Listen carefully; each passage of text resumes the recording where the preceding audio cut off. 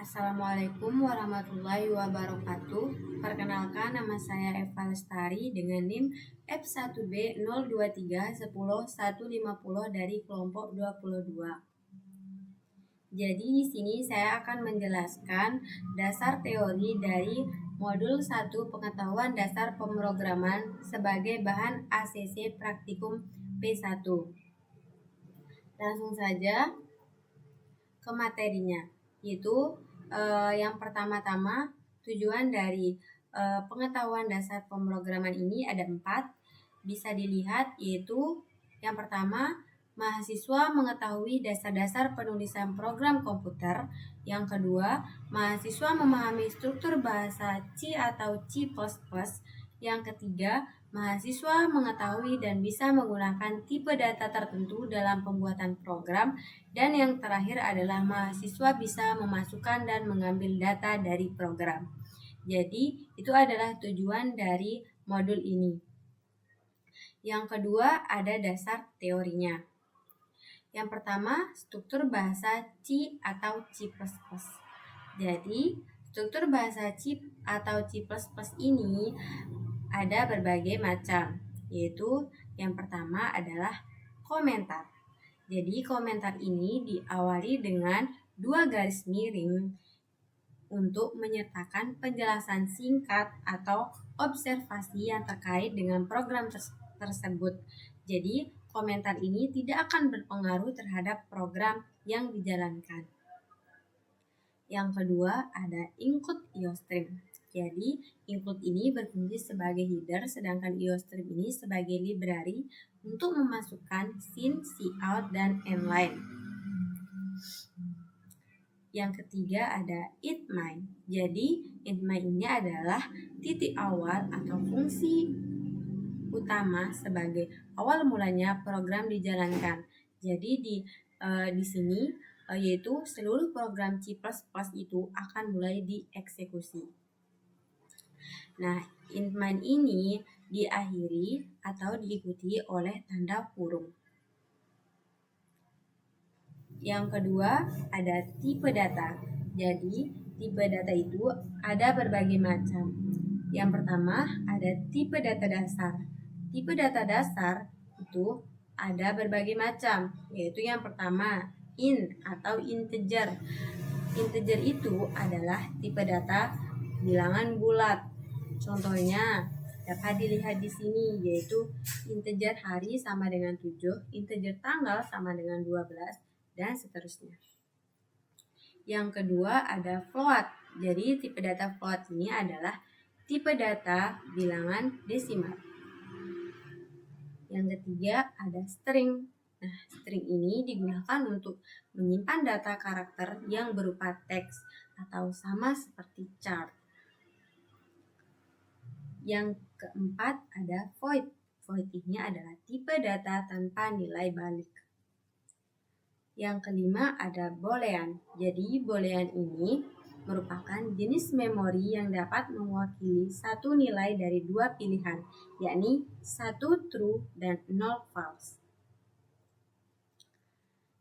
Yang kedua ada tipe data bentukan, yaitu yang termasuk dalam tipe data bentukan adalah array, string, record, union, dan start, dan lain-lain. Yang ketiga ada tipe data abstrak. Nah, yang termasuk dalam tipe data abstrak adalah stack, queue, list, tree, dan graph, dan lain-lain. Lanjut, yang ketiga ada operator. Nah, operator di sini merupakan simbol yang biasa dilibatkan dalam program untuk melakukan suatu operasi atau manipulasi. Itu misalnya untuk yang pertama menjumlahkan 2 nilai, yang kedua memberikan nilai ke suatu variabel atau assignment, dan yang ketiga membandingkan kesamaan 2 nilai. Nah, operator ini ada berbagai jenis, yaitu yang pertama operator aritmatika.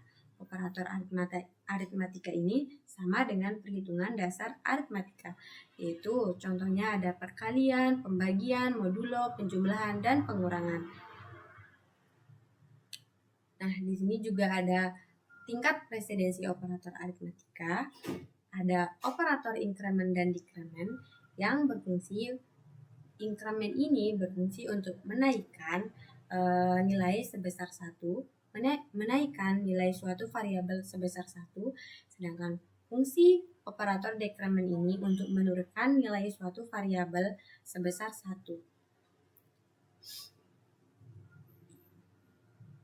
Lanjut. Di sini ada operator majemuk, yaitu operator majemuk ini untuk memendekkan penulisan operasi assignment. Misalnya, dapat dilihat dari sinteks ini yaitu X sama dengan X tambah 2, Y sama dengan Y kali 4, dan seterusnya. Operator relasional. Nah, operator ini digunakan untuk membandingkan dua buah nilai, yaitu operator rasional ini ada berbagai jenis, yaitu sama dengan, tidak sama dengan, lebih besar, lebih kecil, lebih besar atau sama dengan, dan lebih kecil atau sama dengan. Lanjut, ada operator logika. Jadi, operator ini digunakan untuk menghubungkan dua atau lebih statement.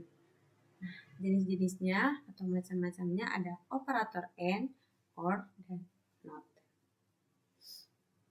Lanjut, yang keempat, flowchart. Apa sih flowchart itu?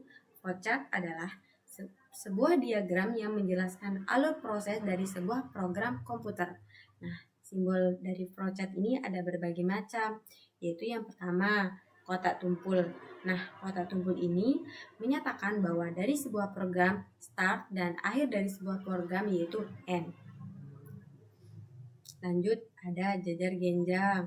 Nah, jajar genjang ini menyatakan masuknya input serta keluarnya output pada sebuah program. Dan masih banyak lagi, yaitu misalnya persegi panjang, belah ketupat, lingkaran, heksagon pipih, dan lain-lain. Jadi, simbol-simbol ini memiliki fungsi masing-masing. Nah, jenis-jenis struktur flowchart ini ada banyak, yaitu struktur sederhana, if then else, while, for, case, dan lain-lain. Nah, bisa dilihat di sini bahwa banyak sekali jenis struktur dari flowchart itu sendiri. Kita masuk ke studi kasus atau permasalahannya. Jadi, studi kasusnya dapat dilihat di sini.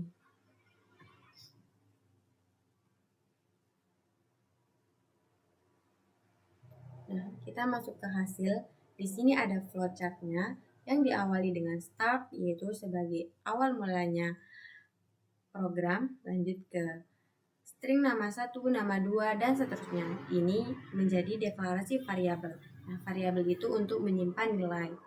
Lanjut ke input nama dan NIM ketua serta anggota. Lanjut ke input nama dan NIM ketua serta anggota. Lanjut ke in jari-jari luas, jari-jari sama dengan 16, pi sama dengan 3. Ini juga sebagai deklarasi variabelnya. Lanjut ke proses luas, pi kali jari-jari kali jari-jari. Ini merupakan rumusnya. Dan lanjut ke proses juga, y sama dengan i SQRT 3 POW 22,2 ditambah POW 24,2 dibagi 4 kali 2. Lanjut ke jajar genjangnya. Untuk tampilan nama dan NIM ketua serta anggota, tampilkan hasil soal B. Dan yang lanjut ke tampilan hasil B, dan yang terakhir adalah finish, yaitu yang menyatakan bahwa program itu telah berhenti. Di sini ada skrip dari program yang ini. Skrip ini dimulai dengan input IOScript, sebagaimana dengan library dari C++ itu sendiri yang berfungsi sebagai header atau library untuk memasukkan scene, cout, dan inline. Yang ada asing naspet std supaya kita tidak mengulang penulisan std lagi. Ada int main, yaitu fungsi utama atau titik utama sebagai awal mulanya program dijalankan. Ini di sini ada tampilan outputnya. Nah, apa sih fungsi dari getLine itu? Nah, getLine itu untuk menyimpan satu baris full bersama spasi-spasinya. Juga inline ini untuk mengakhiri baris. Lanjut ke yang ini. Soal yang ini tuh, kenapa sih pi itu nilainya sama dengan 3? Kan biasanya pi itu nilainya 3,14 karena di sini nilai pi diaproksimasi ke bilangan bulat. Nah, diaproksimasi itu adalah diambil angka yang paling mendekati. Nah, angka yang paling mendekati di sini adalah 3. Makanya kita memakai tipe data integer. Integer itu apa sih? Yaitu tipe data bilangan bulat. Di sini ada rumus luas lingkaran. Ini tampilannya.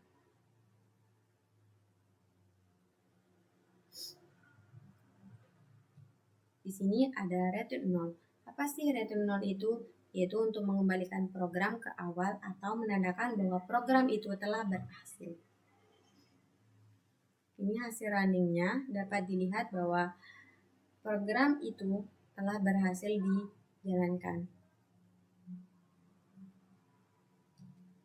Analisanya sudah saya jelaskan di skrip yang tadi.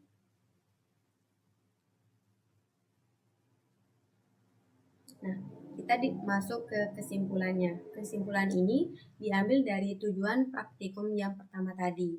Nah, tujuannya kan ada 4, jadi kesimpulannya ada 4. Yang pertama, dasar-dasar penulisan program komputer, yaitu ada mendefinisikan suatu masalah, menentukan solusi, memilih algoritma, menguji program, dan menulis dokumentasi. Itu adalah dasar-dasar penulisan program komputer. Nah, yang kedua ada struktur bahasa C++ yang terdiri dari sinteks yang dapat mewakili semua struktur dari bahasa C++. Nah, struktur bahasa C++ terdiri dari komentar. Nah, komentar yaitu berisi mengenai keterangan program yang dibuat dan tidak mempengaruhi program untuk dijalankan. Ada profesor direktif yaitu input IOStream yang berfungsi sebagai header dan library-nya. Ada fungsi utama inMain yaitu sebagai bagian eksekusinya.